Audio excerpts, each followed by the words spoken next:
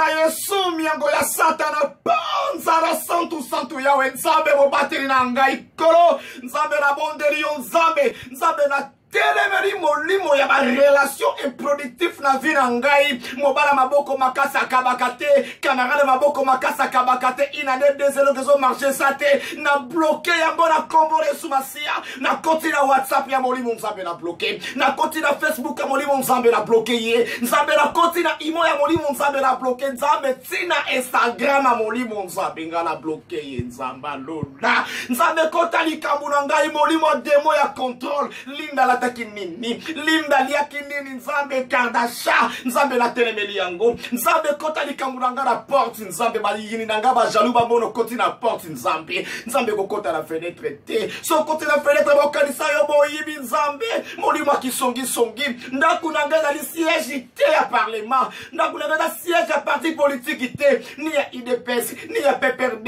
ni ya MLC ni ya Lamuka po ba ko tongela ngaba to mandaku na ngai tala balongoli ba député nzambe talinga ite na kombo na Yesu Bisoubaï. Contre la corruption, je le dis et je l'affirme, sera une de mes priorités. Je combattrai la corruption.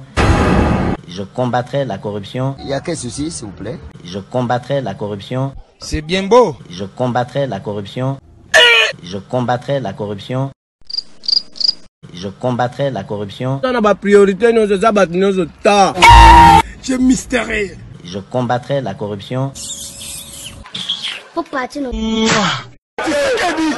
A gagné l'élection